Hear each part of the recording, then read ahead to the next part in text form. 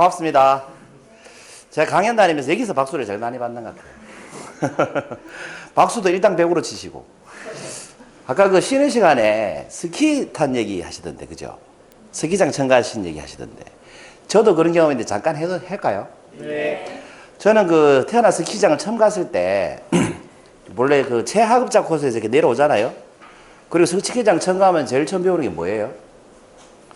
A자 배우죠, A자. A자로 타고 내려오는 거. 그거만 배워가지고 이제 하급자 코스에서 내려오잖아요.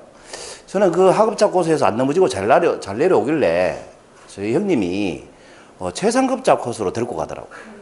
몰랐어요. 최상급자 코스인지도. 타고 올라가면서 보니까 별로 또 뭐 경사도 별로 뭐 만만하더라고. 근데 정상에 딱 서니까 절벽이 돼요. 두 가지 생각이 들었어요. 이걸 타고 내려가야 되나, 메고 내려가야 되나, 스키를. 너무 겁이 나더라고. 걱정도 많이 되고, 오늘 주제가 걱정인데. 그 걱정이 굉장히 많이 되더라고요, 넘어질까봐. 근데 병원 A자로 내려가면 되겠지. 하고 A자로 출발하자마자 이게 11자로 바뀌더라고요. 이 A자가 11자로 바뀌더라고요. 여러분, 그 스키 대회 할 때 보면 점프 하는 거 보셨죠?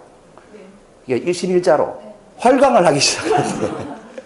저 그때 알았어요. 눈썹도 휘날린다는 거. 눈썹이 막 휘날리면서 그 체감 속도가 한 150km 되는 것 같아요. 근데 제가 그때 복장이 스키장을 처음 가가지고 스키복이 아니었어요. 골덴 바지라고 하세요. 고리땡 바지라고도 하고 그 골덴 바지에 방수 안 되잖아요. 그 다음 위에는 그냥 오리틀 점퍼를 입었어요. 속에는 면티 하나 있고 방수가 전혀 안 되는 거지. 그런데 서는 방법을 배우지 못했어요. A자밖에 모르지. 당연히 턴도 할 줄 몰랐어요. 오로지 직진을 하는데 최상급자 코스에서 나 이러다 죽겠구나. 사람의 몰입이 저절로 되더라고. 살아야 된다. 이런 생각만 들더라고. 살려면 어떻게 걱정은 싹 사라지고 살아야 된다 이 생각만 들대요. 그럼 살기 위해서는 어떻게 해야 될까? 여러분 어떻게 해야 될까요? 안 넘어지고 또 계속 내려가. 중심부터 잘 잡더라고 제가.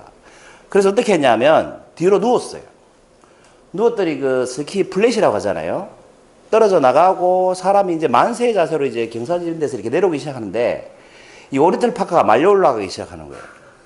그 다음에 그 면티가 말려 올라가기 시작하는 거예요. 그 등에 맨살이 눈을 벅벅벅 긁으면서 내려오는데 눈 뜨고 나니까 아까 정현 선생님이 말씀하신 것처럼 저는 구조대원이 2명 와 있더만. 그리고 스키 플랫은 저 위에 있고 한 명, 구조대원 한 명 그 스키 플랫을 메고 이렇게 내려오대요. 그날부터 일주일 동안 천정 보고 잠을 못 잤다는 거예요. 등이 다 까져가지고. 그게 제 스키 첫 경험입니다. 예. 리프트 타고 올라가는 사람들이 얼마나 웃었을까. 근데 사람이 참 신기하죠. 너무 쪽팔리니까 진짜 안 아프대요. 예. 그게 제 스키 첫 경험입니다. 너무 화가 나더라고. 그래서 제가 서울에 그때 주말 부부 할 때인데 퇴근하고 할 일이 없잖아요. 그래서 매일 스키장을 갔어요. 퇴근하고. 매일. 거기서 석 달 동안 2년을 그렇게 했죠. 매일 스키장 가서 독학으로 스키를 배웠어요.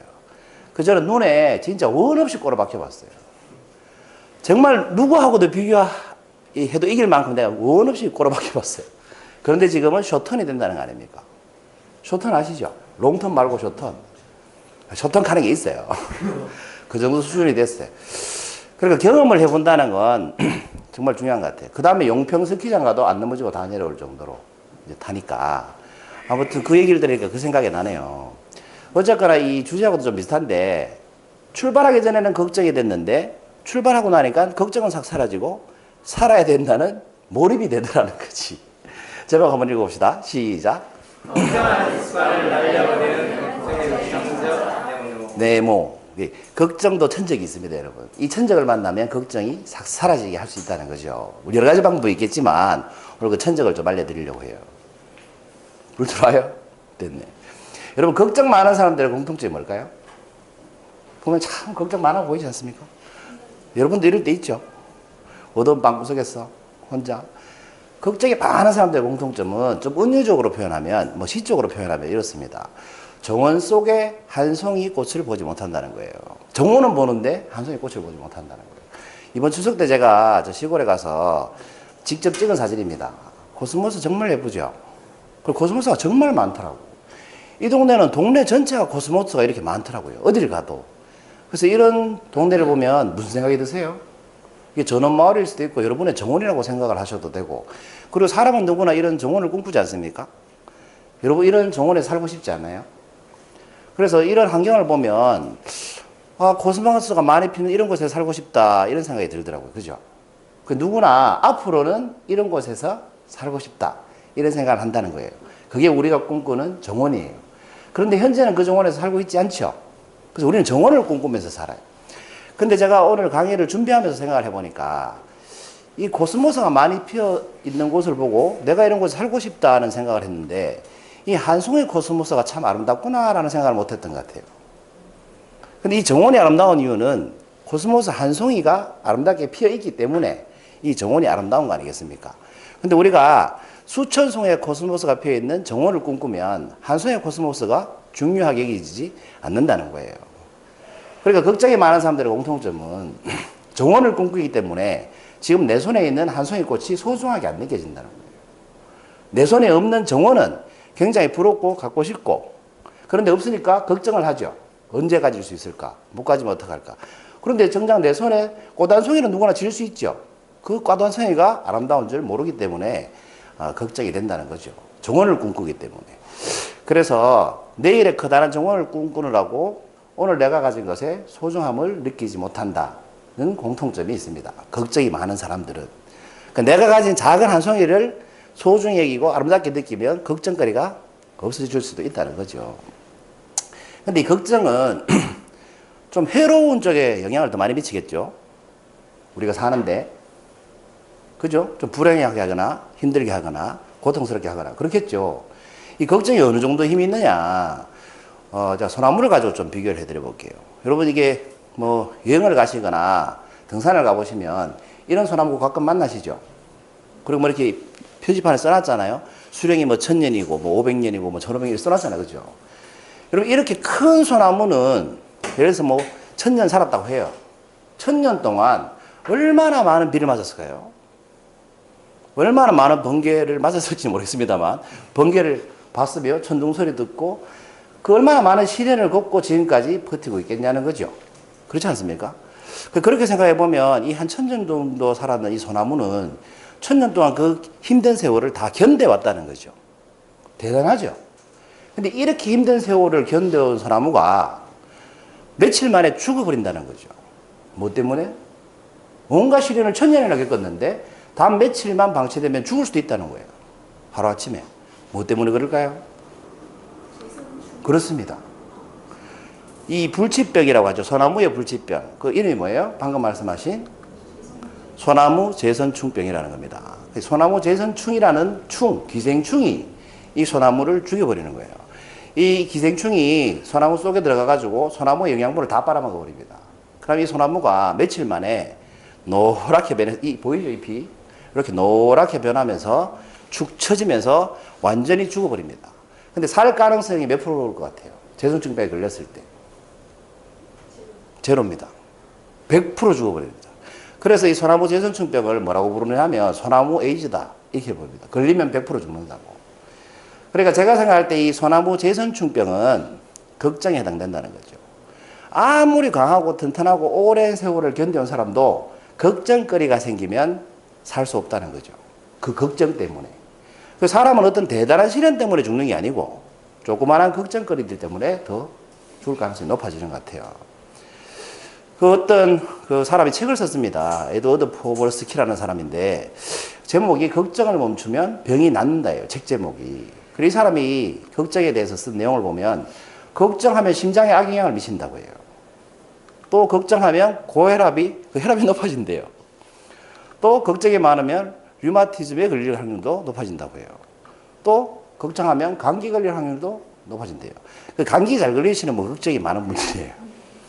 또 걱정 많이 하면 당뇨에 걸릴 확률도 높아진다고 해요. 등등등 걱정하면 안 좋은 게 굉장히 많겠죠. 근데 여기다가 제가 하나 이 책에 없는 내용을 하나 생각해 보니까 있더라고. 이 책에 없는 내용을 하나 더 붙여봤습니다. 그게 뭐냐? 걱정하면 주변 사람들까지 병들게 한다는 거예요. 여러분 걱정 많은 사람 옆에 있으면 그 주변 사람도 병듭니다. 그렇지 않습니까? 이걸 다시 이제 소나무 얘기로 한번 돌아가 보죠. 소나무가 제선충병에 한 그루 걸리잖아요. 전체가 이렇게 쑥대밭이 됩니다. 요 소나무 빼고 다 소나무 제선충병에 걸린 겁니다. 그 한 그루가 제선충병에 걸리면 주변에 순식간에 이렇게 퍼져버립니다. 그러니까 소나무 제선충병은 어떻게 처리를 하냐면 이 제선충병에 걸렸다라고 진단이 되잖아요. 바로 다 잘라버립니다.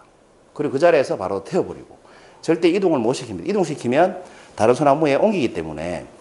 그러니까 한 그루가 소나무 제선충병에 걸려서 다시 말해서 걱정거리가 생기면 주변 소나무가 다 같이 죽게 된다는 거죠. 그런데 이 잘라보면 이런 자국이 남습니다. 구멍이 빠끔빠끔해 보이죠?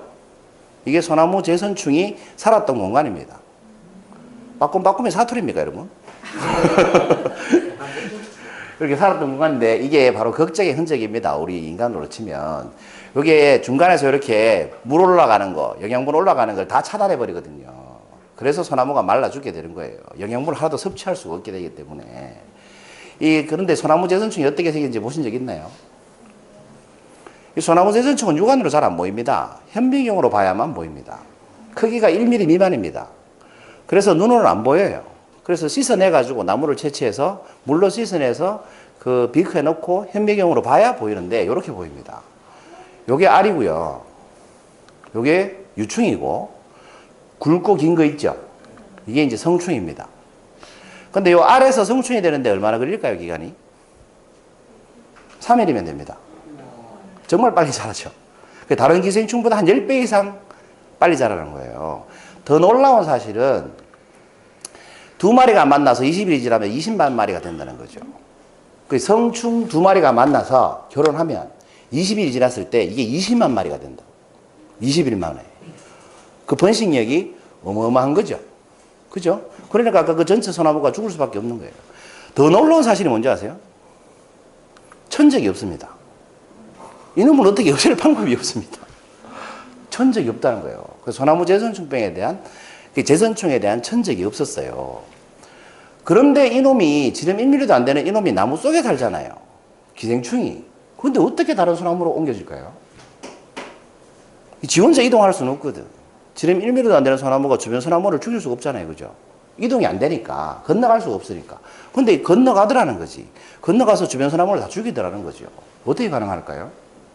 그게 바로 다른 소나무로 이동하는 방법이 뭐냐? 매개곤충이라고 하는데 이 솔수염 하늘소라는 곤충을 타고 이동합니다. 날아서 이동하는 거지.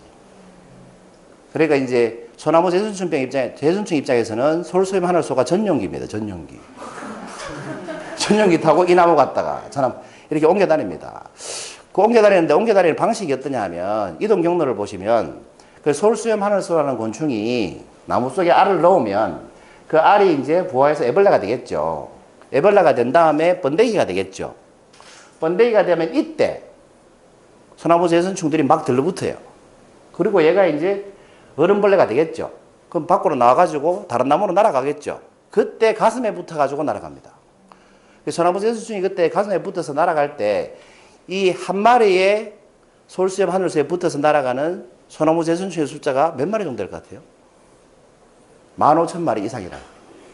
그 20일 만에 20만 마리가 되니까 그 정도는 뭐 약하죠. 20만 마리에 비하면. 그러니까 이 솔수염 하늘소라는 곤충이 온 소나무에 다 돌아다니니까 거기 가슴에 붙어가지고 15,000마리씩 이동을 하는 거예요. 그렇게 해서 전체 소나무밭을 이제 쑥대밭으로 만들게 되는 겁니다. 대단하지 않습니까? 이 소나무 제선충이 근데 천적이 없으니까 그럼 얘를 어떻게 하면 없앨 수 있을까요? 요즘은 나무 주사기로 약을 넣어가지고 2년 동안 넣어놓으면 2년 동안은 생기지 않는데요. 근데 그 방법보다 더 빨리 없애는 방법은 얘가 다른 나무로 못 가게 하면 되잖아요. 그죠? 그런데 얘는 천적이 없잖아요. 그럼 얘를 다른 나무로 못 가게 하려면 어떻게 해야 될까요? 솔수염 하늘소를 죽이면 돼요. 근데 솔수염 하늘소를 어떻게 하면 죽일 수 있을까요? 약 쳐서 죽이려면 나무에도 그렇겠죠. 근데 자연 발생적으로 죽이게 하려면 소나무 제선충은 천적이 없으니까 솔수염 하늘소의 천적을 찾아내면 되겠죠. 그 천적을 찾았다는 거 아닙니까? 그 천적의 이름이 바로 가시고치 벌입니다.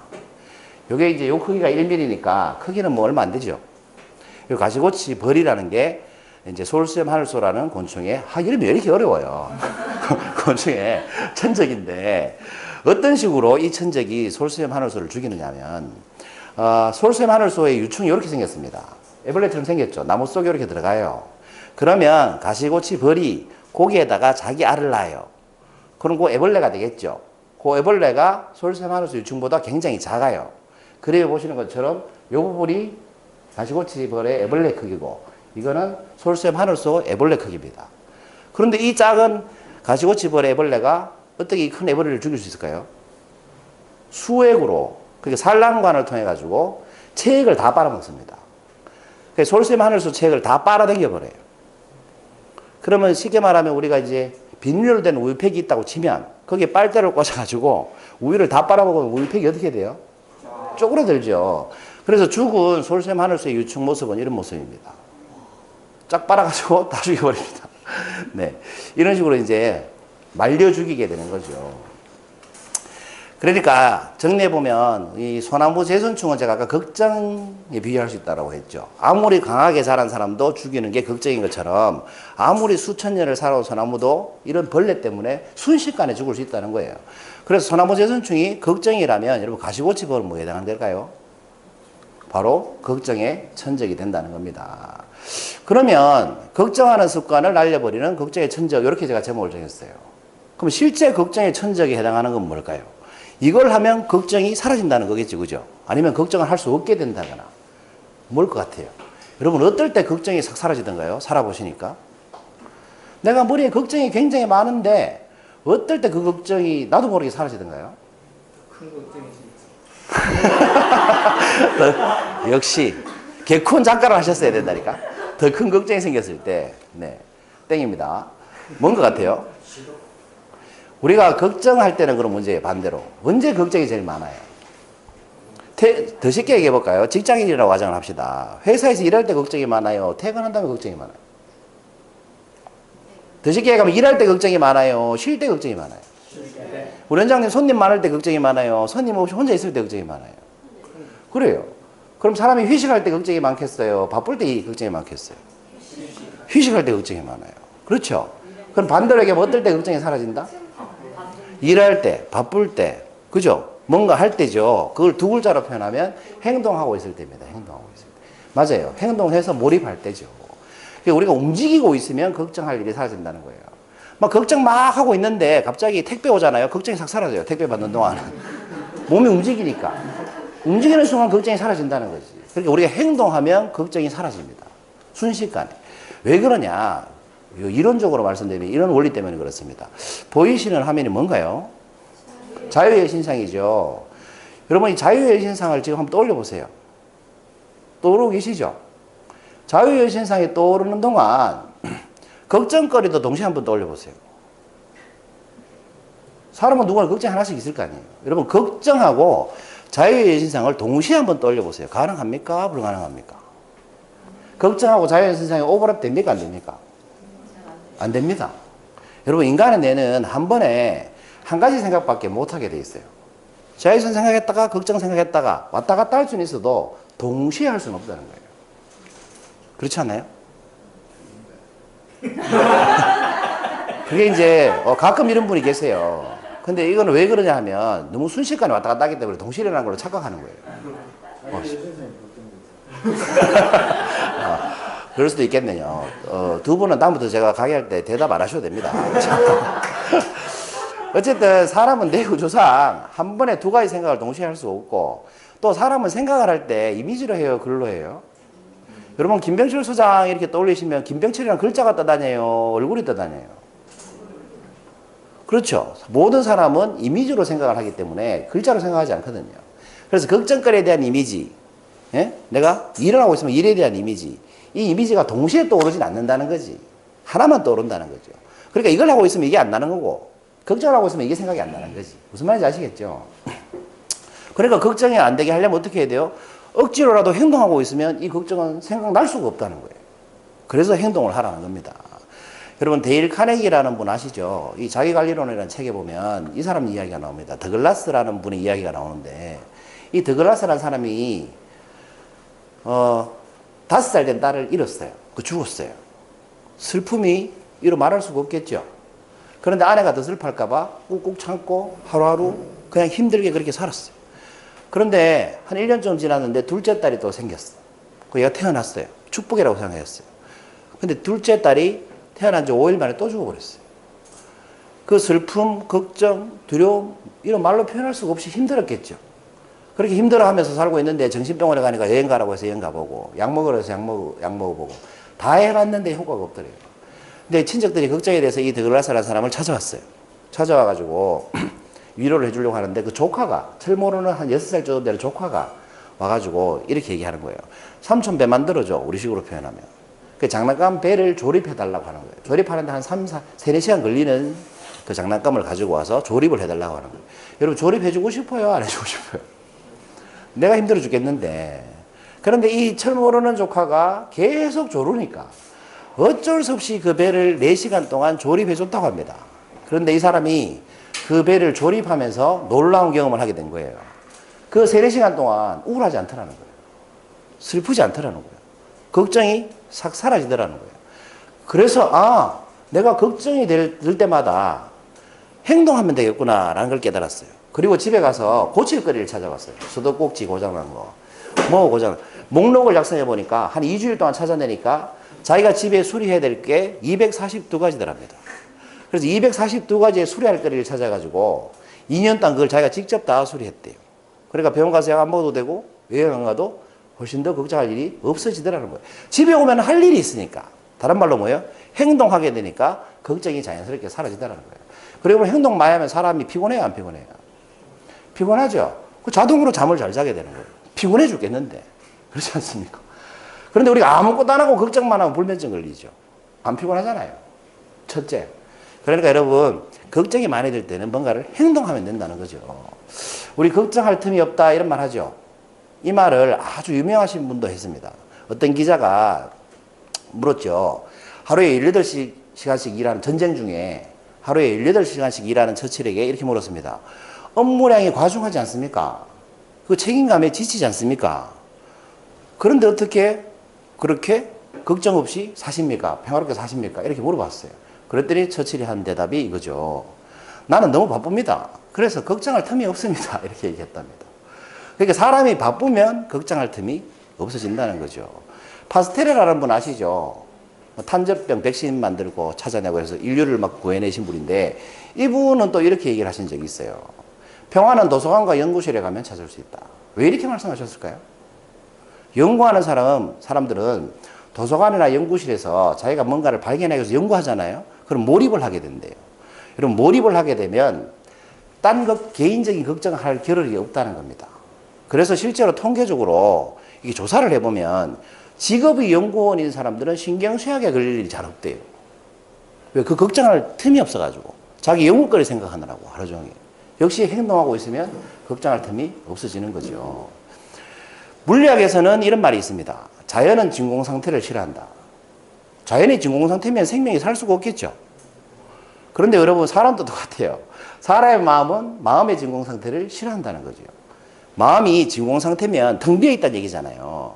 마음이 텅 비어 있으면 뭐가 들어와요? 이런 것들이 들어온다는 거예요. 걱정, 두려움, 증오 뭐 이런 것들이 막 계속 떠오른다는 거예요. 그래서 사람이 쉽게 말해서 아무것도 안 하고 가만히 멍하게 있으면 뭐예요? 나쁜 감정들이 들어올 기회가 많아진다는 겁니다. 그래서 걱정하는 습관을 날려버리고 싶으면 어떻게 해야 된다?